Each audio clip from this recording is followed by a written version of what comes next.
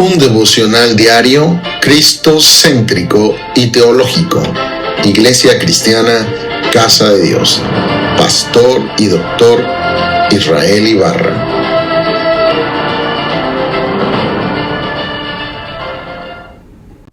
Devocional de hoy, 15 de agosto del 2026. El texto de hoy es Juan 20, versos 30 al 31, Reina Valera 1960. La palabra de Dios dice: hizo además Jesús muchas otras señales en presencia de sus discípulos, las cuales no están escritas en este libro, pero estas se han escrito para que creáis que Jesús es el Cristo, el Hijo de Dios, y para que creyendo tengáis vida en su nombre. En este devocional vamos a ver que el propósito del Evangelio de Juan, de hecho de las Escrituras, es conocer a Cristo, creer en Cristo y tener vida en su santo nombre. Como introducción, vemos que estos dos versículos constituyen una de las declaraciones más importantes de todo el Evangelio de Juan. Juan ha relatado lo siguiente: la eternidad del Verbo, la encarnación, los milagros de Cristo, sus enseñanzas, sus encuentros con pecadores, sus señales, su rechazo, su crucifixión, su muerte, su sepultura, su resurrección, sus apariciones a los discípulos. Y después de presentar todo esto, Juan nos dice por qué se escribió. No se escribió simplemente para conservar recuerdos históricos. No se escribió simplemente para producir admiración por Jesús. No escribió simplemente para ofrecer una biografía. Escribió con un propósito espiritual definido: para que creáis. Esta pequeña frase contiene una de las grandes razones por las cuales Dios ha dado las Escrituras. La Biblia nos revela a Cristo para que podamos conocerle, creer en Él y tener vida eterna en su santo nombre. Vamos a ir paso a paso. Primera expresión a resaltar. Punto número 1. Hizo además Jesús muchas otras señales. Observemos la palabra señales y no milagros. Juan no presenta los milagros de Jesús simplemente como demostraciones de poder. Son señales porque apuntan hacia algo, apuntan hacia quién es Jesús. Por ejemplo, cuando Jesús convirtió el agua en vino, Juan dice: este principio de señales hizo Jesús en Caná de Galilea y manifestó su gloria, y sus discípulos creyeron en él. Juan 2:11. La señal manifestaba su gloria y conducía a la fe en Cristo. Segundo punto, las señales apuntan a la identidad de Cristo. Entonces, en Juan encontramos numerosas señales. Por ejemplo, Jesús convirtió el agua en vino, sanó al hijo de un oficial, sanó al paralítico, alimentó a 5,000, caminó sobre el mar, dio vista al ciego, resucitó a Lázaro. Pero Juan no quiere que nos quedemos simplemente con los milagros. De hecho, son 7 señales específicas en el Evangelio de Juan. Cada señal debe conducirnos a una pregunta: ¿quién es Jesús? Por ejemplo, después de alimentar a los 5,000, Jesús les dijo: yo soy el pan de vida. El que a mí viene nunca tendrá hambre, y el que en mí cree no tendrá sed jamás. Juan 6:35. Después de resucitar a Lázaro, declaró: yo soy la resurrección y la vida. El que cree en mí, aunque esté muerto, vivirá. Juan 11:25. Todas las señales siempre apuntan a Cristo como el pan de vida, a Cristo como el que resucita de entre los muertos. Tercera expresión, en presencia de sus discípulos. Los discípulos fueron testigos. Esto vuelve a demostrar que el cristianismo no se basa en una religión inventada posteriormente. Los apóstoles vieron, escucharon, caminaron con Jesús, observaron sus obras, escucharon sus palabras, presenciaron su muerte, vieron al Señor resucitado. Juan escribió en el 1:14: y aquel verbo fue hecho carne y habitó entre nosotros, y vimos su gloria, gloria como del unigénito del Padre, lleno de gracia y de verdad. Y añade: y vimos su gloria. Bueno, este es el testimonio de los apóstoles y ocupa un lugar fundamental en la revelación del Evangelio. Sin duda alguna hace alusión a Mateo 17 en el Monte de la Transfiguración. Punto número 4. La expresión dice, las cuales no están escritas en este libro. Esto es muy importante. Juan no pretendió registrar absolutamente todo lo que Jesús hizo. Su evangelio es una selección inspirada de acontecimientos. Al final del evangelio volverá a decir en el 21-25, y hay también otras muchas cosas que hizo Jesús, las cuales si se escribiesen cada una por sí, pienso que ni aún en el mundo cabrían los libros que se habrían de escribir. Es muy claro que usa una hipérbole para entender que no cabrían los libros, simplemente para resaltar que solamente se escribió lo que era necesario para que nosotros creyéramos. Esto nos recuerda que los evangelios no pretenden contener cada detalle de cada día de la vida eternal de Jesús, ni registrar todo lo que habló y dijo. Era imposible hacerlo, pero contienen exactamente lo necesario para el propósito que Dios quiso comunicar mediante ellos y que es necesario, pero también es suficiente para que creamos. Número 5, pero estas se han escrito. Aquí aparece la palabra clave, pero estas se han escrito. O sea, Juan está explicando que existe una selección deliberada. Dios permitió que ciertas señales y acontecimientos fueran registrados. La pregunta, ¿por qué? Ahora llegamos al propósito. Punto número 6. Para que creáis. Eso es lo que dice Juan. Aquí está el corazón del pasaje. La escritura busca producir una respuesta de fe. No se trata simplemente de acumular información. Una persona puede conocer mucha información bíblica y aún así no haber confiado verdaderamente en Cristo. Los demonios saben que Dios existe. Santiago declara en el 2:19, ¿tú crees que Dios es uno? Bien haces. También los demonios creen y tiemblan. Por tanto, cuando Juan habla de creer, el contexto apunta a confiar verdaderamente en Cristo. Punto número 7. Que Jesús es el Cristo. La palabra Cristo significa el ungido, el Mesías prometido. Y eso es muy importante. Jesús no apareció accidentalmente en la historia. Él es aquel anunciado en las Escrituras. Los profetas habían hablado del Mesías. El Antiguo Testamento había preparado el camino. Jesús cumplió las promesas. Pedro proclamó en Hechos 2:36, sepa pues ciertísimamente toda la casa de Israel que a este Jesús a quien vosotros crucificasteis, Dios le ha hecho Señor y Cristo. Número 8. Juan continúa y dice, el Hijo de Dios. Esta expresión revela la identidad divina de Cristo. Ya desde el primer capítulo Juan había declarado en Juan 1:1, en el principio era el verbo era con Dios y el verbo era Dios. Y en el 14, y aquel verbo fue hecho carne y habitó entre nosotros y vimos su gloria como del unigénito del Padre, lleno de gracia y de verdad.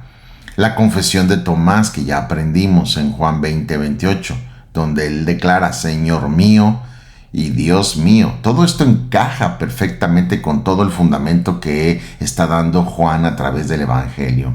Juan está llevando al lector a reconocer quién es Jesús, que Jesús es el Cristo, Jesús es el Mesías prometido, Jesús es el Hijo de Dios, Jesús es Dios manifestado en carne, Jesús es Dios, Jesús es el Salvador del mundo. Número 9. Y para que creyendo. Juan vuelve a enfatizar la importancia de la fe. Y para que creyendo. No basta conocer, no basta admirar, no basta estudiar. La revelación exige una respuesta de fe. El Evangelio nos presenta a Cristo y llama al lector a creer en Él, en Cristo. Jesús mismo dijo en Juan 6:47, de cierto os digo, el que cree en mí tiene vida eterna. La invitación es personal. Número 10. ¿Por qué? ¿Para qué somos llamados? Para tener vida. ¿Cuál es el resultado? Juan responde, para que tengas vida. No dice simplemente tengas una religión mejor. No dice tengas una filosofía más profunda. No, dice para que tengáis vida. Esto es uno de los grandes temas del Evangelio de Juan. Jesús vino para dar vida. Juan 1:4 declara, en Él estaba la vida y la vida era la luz de los hombres. Jesús dijo en Juan 10:10, yo he venido para que tengan vida y para que la tengan en abundancia. A Marta le dijo en Juan 11:25 ante la tumba de Lázaro, yo soy la resurrección y la vida. El que cree en mí, aunque esté muerto, vivirá. Expresión número 11, vida eterna. Sí, no es vida física, es vida eterna. No se trata simplemente de vivir más años. Jesús declaró en Juan 17:3, y esta es la vida eterna, que te conozcan a ti, el único Dios verdadero, y a Jesucristo a quien has enviado. No viene a ofrecer una calidad de vida en la tierra, no viene a sacarnos de nuestros problemas y darnos bienestar. Él viene a dar vida eterna. La vida eterna está relacionada con conocer a Dios mediante Jesucristo. Es una relación de vida con Dios.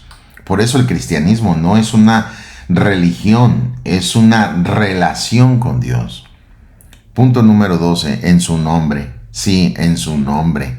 La vida está en el nombre de Cristo. El nombre representa a su persona, su identidad y su autoridad. No hay vida espiritual verdadera separada de Cristo. Pedro lo expresó claramente. Dice en Hechos 4:12, en ningún otro hay salvación, porque no hay otro nombre bajo el cielo dado a los hombres en que podamos ser salvos.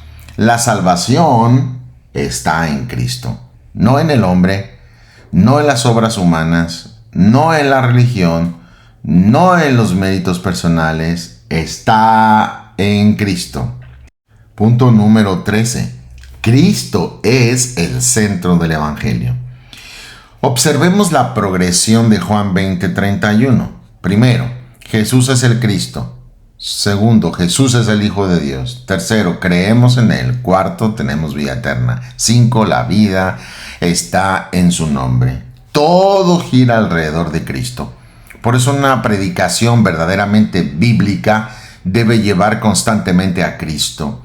No simplemente principios morales, no simplemente consejos para vivir mejor, no simplemente experiencias religiosas o místicas. No, es a Cristo el centro de todo, el centro de toda predicación, el centro de toda enseñanza.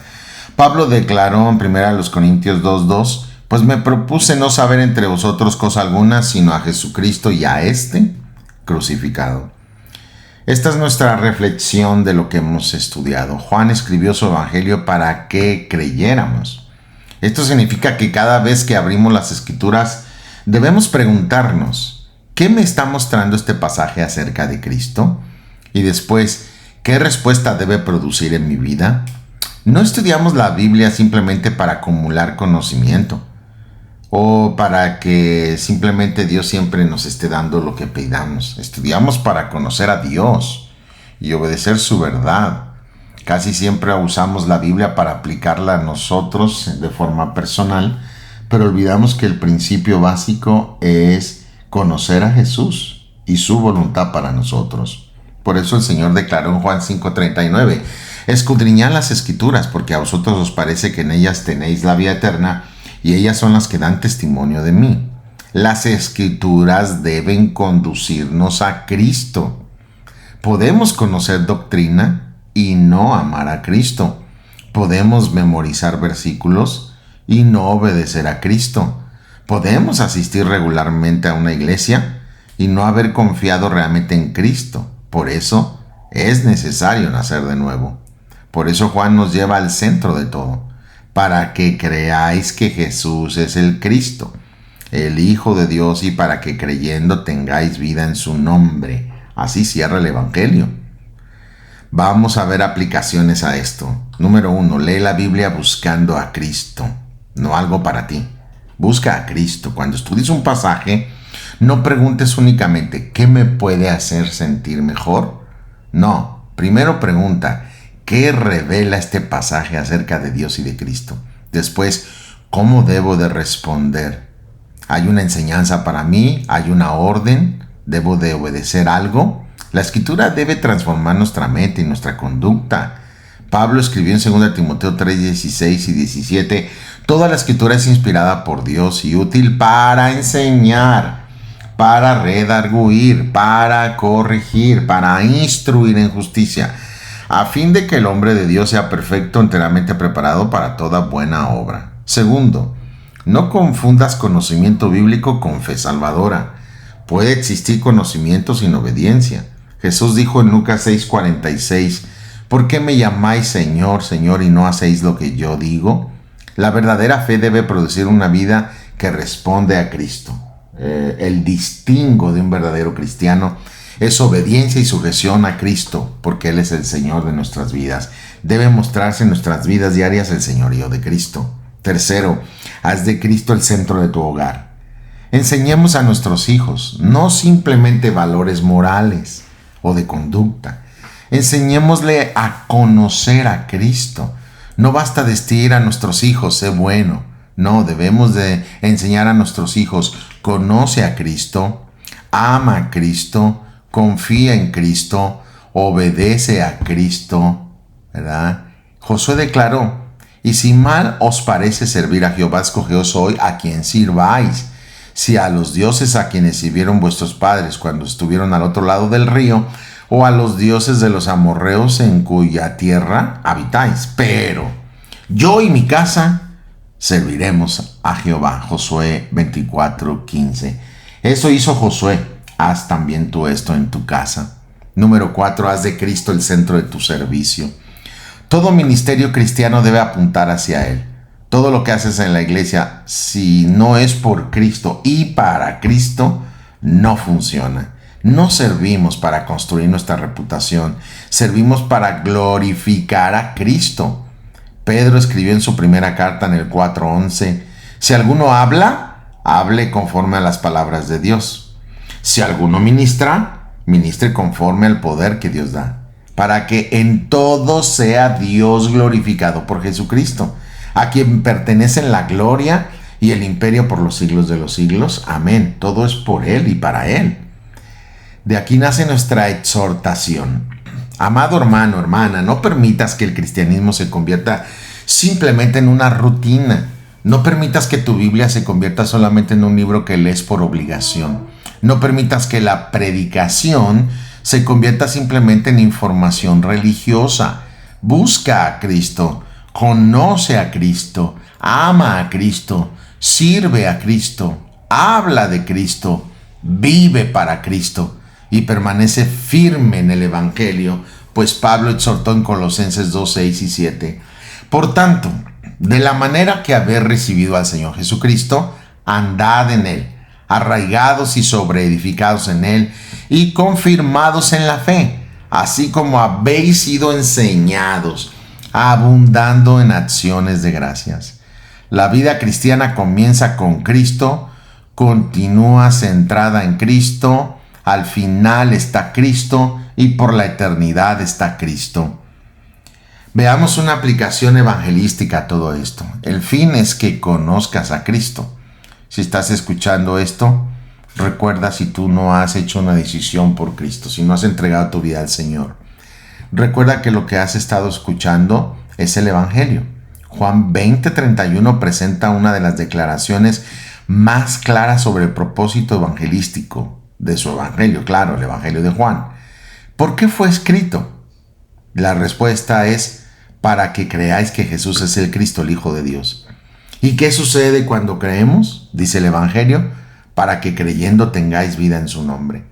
La necesidad fundamental del ser humano no es simplemente mejorar su conducta o su vida diaria, es tener vida eterna. Estamos separados de Dios por nuestro pecado, ya que la Biblia declara en Romanos 3:23, por cuanto todos pecaron y están destituidos de la gloria de Dios. El pecado tiene consecuencias, porque la paga del pecado es muerte, dice Romanos 6:23. Pero el mismo versículo proclama en la parte B, mas la dádiva de Dios es vida eterna en Cristo Jesús, Señor nuestro. Así, aquí se condensa el Evangelio. Dos noticias, una mala y una buena. La mala, la paga del pecado es muerte. Todos por nuestro pecado estamos muertos y destituidos de la gloria del Señor. La buena noticia, que la dádiva, el regalo de Dios es vida eterna, pero solamente la puedes recibir a través de Jesucristo. Por eso debes de observar dónde está la vida en Cristo Jesús. No está en ti, no está en tu esfuerzo, no está en guardar la ley, no está en hacer obras buenas, no está en una religión, está en Cristo. Por eso el Evangelio no es haz suficientes cosas buenas y Dios te aceptará. No. El Evangelio es la buena noticia de lo que Dios ya hizo mediante Jesucristo en la cruz del Calvario para perdonar tus pecados y darte salvación. Cristo murió por nuestros pecados, los de todo el mundo. Cristo resucitó, Cristo vive y el pecador es llamado a arrepentirse y creer en Él. Pedro proclamó en Hechos 3:19, así que arrepentíos y convertíos, le dijo al pueblo de Israel y también te lo dice a ti y se lo dice a todo el mundo. Arrepiéntete y conviértete para que sean borrados vuestros pecados y para que vengan de la presencia del Señor tiempos de refrigerio, tiempos de paz. Porque dice Romanos 5:1, justificados pues por la fe, tenemos paz para con Dios por medio de nuestro Señor Jesucristo. Si nunca has confiado en Cristo, no te quedes solamente admirando la doctrina cristiana. Ven a Cristo, arrepiéntete de tus pecados y cree en Él. Confía en Él, recíbelo por fe, confiésalo. Porque Juan escribió, para que creyendo tengáis vida eterna en su nombre. Hoy cree, confiesa al Señor y serás salvo. Una verdad para guardar hoy. Juan 20:31 puede resumirse en 5 verdades. Jesús es el Cristo. 2. Jesús es el Hijo de Dios. 3. El Evangelio llama a creer en Él. 4. El que cree recibe vida. 5. Esta vida está en el nombre de Cristo. Por eso el centro de nuestra predicación no debe ser el hombre, debe de ser Cristo. El centro de nuestra fe no debe de ser una experiencia, debe de ser Cristo. El centro de nuestra esperanza no debe ser nuestra propia capacidad, debe de ser Cristo. El centro de nuestra vida debe de ser Jesucristo. El centro de nuestra doctrina, de nuestra enseñanza, de nuestro discipulado, de nuestra familia, de nuestra vida, de nuestra iglesia, de nuestro servicio, de todo, es Cristo. Todo apunta a Cristo, todo tiene que ser cristocéntrico. Esa es la sana doctrina. La doctrina se enfoca en Cristo, no en nosotros. Predica a Cristo, no al hombre.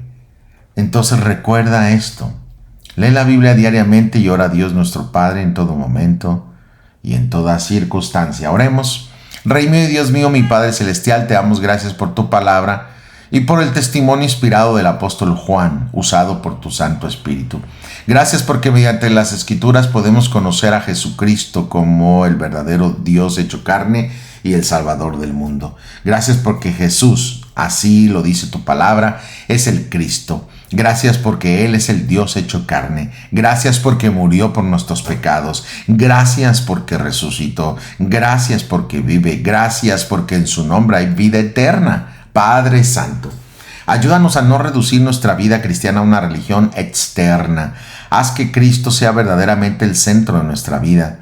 Que Cristo sea el centro de nuestro hogar, que Cristo sea el centro de nuestra congregación, que Cristo sea el centro de nuestro servicio, que Cristo sea el centro de nuestra predicación, que Cristo sea el centro de nuestras conversaciones, que sea el centro de nuestras decisiones, sea el centro del Evangelio que predicamos, Señor. Danos hambre por tu palabra. A Cristo le pertenece la preeminencia, el primer lugar.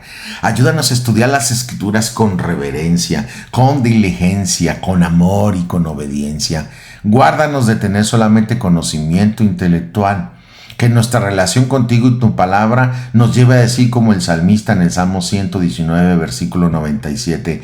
Oh, cuánto amo yo tu ley. Todo el día es ella mi meditación.